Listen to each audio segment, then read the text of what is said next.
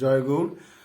আমরা এখন হুগলি জেলার ঘোড়াদহে দুইজন প্রভুপাদের আশ্রিত আমার দুই কাকু, একজন হচ্ছেন সনাতন সামন্ত এবং তার দাদা কি নাম যেন, উপেন্দ্র সামন্ত। এনাদের মুখ থেকে আমরা প্রভুপাদ, আমাদের যিনি দাদু প্রভুপাদ শ্রী শ্রী তিনকড়ি গোস্বামী মহারাজের কিছু উপলব্ধির কথা আমরা শ্রবণ করব এই দুই কাকুর মুখ থেকে। চলুন আমরা শুনে নিই। জয় গৌর, জয় নিতাই।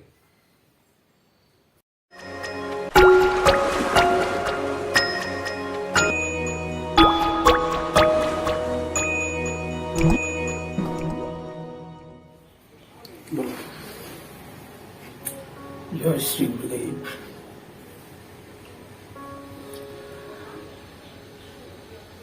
গুরুদেবকে চেনার ক্ষমতা গুরুদেব কৃপা না করলে তো গুরু কৃপা উপলব্ধি করা যায়নি। বাংলার দাদা যেটা বলে যে বাংলার 67 সালে 1367 সালে যখন আমাদের শিব মন্দির প্রাঙ্গণে হয়েছেন, ওখানে যখন ভক্তদের নিয়ে নৃত্য করছেন, ওই মুহূর্তে ওনার কাছে ওনাকে দর্শন করবার হেতু আমার খুব অন্তরে আগ্রহ। তখন ছেলে মূর্তি তো, কিন্তু সাধু দর্শন করবো চেয়ে চেয়ে যেতে যেতে অতি। আর সেই মুহূর্তে একটা জ্বলন্ত উন্নয়ন, সেখানে সব বসেই টসেই হতেছিল, মানে তারপরে জ্বলন্ত অগ্নি উনানে আমার লেগে যায় আঘাতপ্রাপ্তি হয়েছিল। যাই হোক, সেই সাধুটা করলে কি তাড়াতাড়ি করে সেখানে চট্টগ্রামটা ধরে ওখানে ওটা আলু ছেঁচে একটু সেই জায়গাটা দিয়ে দিল। যাই হোক, সেটা ব্যথাটা তখনই তো উপলব্ধিটা না করে, কিন্তু ওইদিকে আমি চেয়ে চেয়ে যাচ্ছিলাম। প্রথম আমার তো আঘাতটা কেন হবে, কি ধারা, সেটা আমার হয়তো কর্মফল।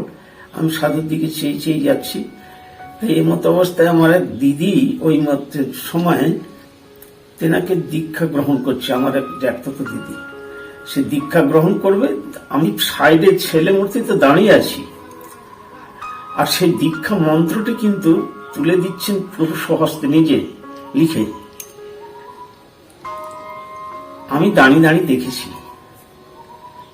আমার তখন একটা কি হলো, ঐশ্বর্য দেখেছি, আর ওই তখন ওই একটা অভ্যাস হলো কি, তাহলে এইটি কি মন্ত্র, আমার শুধু এইটা, আর অন্য কিছু না, এটি কি মন্ত্র, এইটা মনে মনে ধারণা হতো। তখন তো মানে শৈশব জীবন, তারপরে একটু ধোয়া প্যান্ট পরে থাকতাম বা মন্দিরে থাকতাম, আর ওইটা মনে মনে জাগতো। তার কিছুদিন পরে, ঠিক 3 বছর অতিক্রম হলো, 3 বছর পরে বাংলার 70 সালে উনি মনোহরপুর আশ্রমেতে এলেন। মনোহরপুর আশ্রমেতে এলেন, তখন কিন্তু ওনাকে দর্শন করতে গেছি। সেই মুহূর্তে দাদা আছেন, আর আমি সেই দিনই আমার মনের খুব ইচ্ছা হলো যে আমি দীক্ষা নেব। দাদার সাথেই গেলাম। প্রভু তখন রাত্রি, তখন 3:30 হবে, উনি স্নান করছেন। কাছে গিয়ে দাঁড়াতেই জিজ্ঞাসা করলেন, দাদাও আছেন, কে? সনাতন।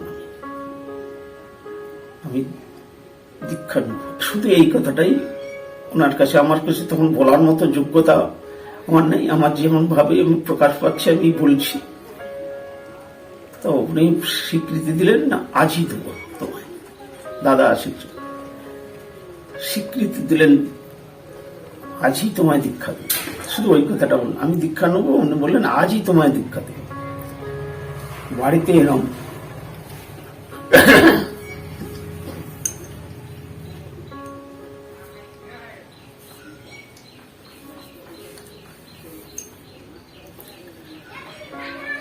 মাকে বলছি, মা আমি দীক্ষা নেব। দীক্ষা নিবি? মা আর কিছু তেমন বলবেন না। বাবা বললো, আরে এত অল্প বয়সে দীক্ষাটা নিবি, তো কম বয়স বাবা, ওইটাই বলে আর কিছু বললেন। আমি মনের একটা আগ্রহ, আনন্দ, আমি বলেই আমি আশ্রমে আবার ফিরে গেছি।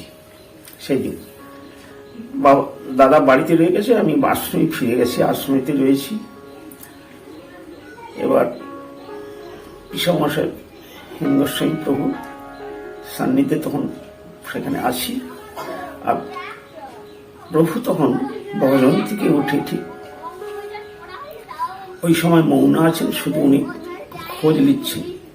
তো ইঙ্গিত করতে তখন তো কবিদাস বাবাজি বা ফাল্গুনী ব্রজবাসী এনারা সব আছেন, প্রভুর নিকটে যারা ভক্তরা আছেন প্রভুর সেবা করতেন। সেই মুহূর্তে তো ওনারা বুঝতে পেরেছেন প্রভুর ইঙ্গিতটা। তারপর উনি সেই জিজ্ঞাসা করছে ঘুমাতে থেকে সেই ছেলেটি কোথায়, তাকে ডাকো। ছেলেটি তখন প্রকট করে সঙ্গে সঙ্গে ওই বিষমশার কাছেই আমি ছিলাম আর কি। তখন বলছে, যা বেটা, তোর আজ সৌভাগ্য, ভজন থেকে উঠে তোকেই খোঁজ করছে, যা।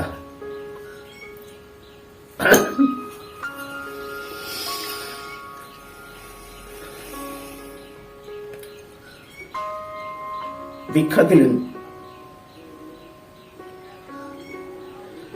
দীক্ষা দিয়েই সাথে সাথে উনি ইঙ্গিত করছেন, ইশারা করে দেখিয়ে দিচ্ছেন জপ।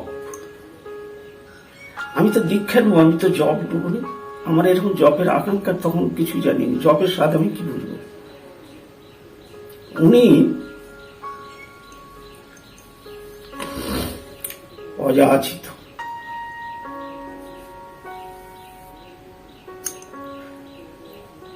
সাথে সাথে গৌর মিত্র বলে এক ভক্ত ছিলেন, প্রবীণ ভক্ত।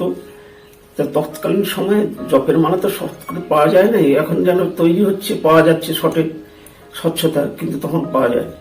তাই ভক্ত বললেন যে আমার কাছে বাবা বীজ মালা একটা আছে, মানে তৈরি নিয়ে এসো। প্রভু বললেন নিয়ে এসো। তো নিয়ে আসতে তিনি করলেন কি, সাথে সাথে তিনি এবার জপ করি আমার পাশে বসালেন।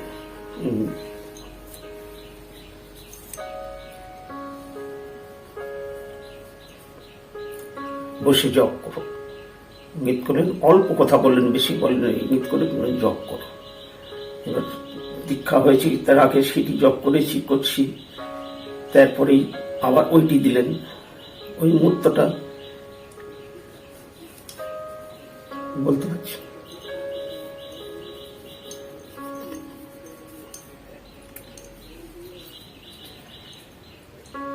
পরবর্তী যখন যখন উনি ইঙ্গিত করেছেন, ওনার ইঙ্গিতেই নবদ্বীপ আশ্রমে বেশ কিছুদিন থাকি। তৎকালীন সময় তো অল্প পয়সা, 6টি টাকা পুঁজি, 6 টাকা পেরিয়ে নবদ্বীপ গেছি। বেশ কিছুদিন ভক্ত সঙ্গে বা প্রভুর কাছে সন্নিকটে আছেন। সেই সময় প্রভুর সেবার সুযোগ দিয়েছেন, উনি কৃপা করে ডেকে নিয়েছেন, করেছেন। বেশ কিছুদিন আছেন। প্রভু বলছেন, অনেকদিন তো এসেছো, দেশ থেকে গ্রাম, পয়সা কড়ি দরকার। আমরা কিন্তু মনে মনে ভেবেছি আগেই যে প্রভু যখন সেবা করতে যাচ্ছি সেই মুহূর্তে যে কাছে পয়সা কড়ি তো নেই, কিভাবে যাবো। মদন দা আছে, আমি আছি। সেও বলছে আমার কাছেও নেই ভাই। বলে প্রভুর যখন ভজন কুটির কাছে এবার প্রণাম করে যখন প্রভুর সেবা করছি, করার মুহূর্তে উনি ওই কথাটি বললেন, পয়সা কড়িতে নেই, অনেকদিন এসেছো, সীতানাথের কাছে আছে, সীতানাথ পড়লে অসুবিধা থাকলে পয়সা যত দিবে সেখান থেকে নিয়ে যাবে। এরকম অনেক অনেক সময় প্রভুর সঙ্গে, সব কথা তো সব সময় স্মরণে আসেনি। আর ওনার অনন্ত কি পাবো, ওনার কি পাব শেষ নেই। ওনাকে দেখে যেটুকু আমি তৎকালীন সময় আমি বুঝতে পেরেছি, আমারও যেটা বলার উনি সেটা নিজেই কৃপা করে, আমার যেটা প্রয়োজন আমি হয়তো বলার আমার যোগ্যতা নেই, উনি অযাচিত ভাবে সেটা আমাকে দিয়েছেন। এক সময় আশ্রমেতে আমরা শস্ত্রী গাছি, তখন করছে প্রভু ডাকছে, সন্তান এসো।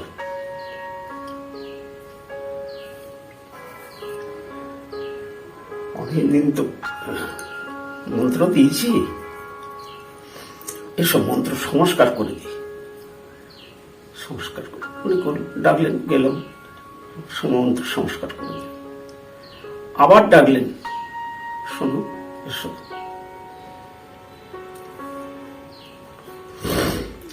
যোগমায়া বীজ আরেকবার আমি সংস্কার করি। যোগমায়া বীজ দিলেন। আমি কিন্তু চাচ্ছি না, আমি চাই না, আমি চাচ্ছি না, আমি চাই, আমি কোনো জিনিস চেয়ে দিচ্ছি না।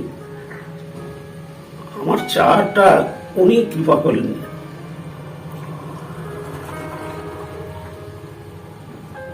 আমার কোনটা প্রয়োজন আছে, প্রয়োজন হচ্ছে, প্রয়োজন হবে, উনি চিন্তামণি, তো উনি কৃপা করে আমাকে দিয়েছেন, কিন্তু আমি অযোগ্য।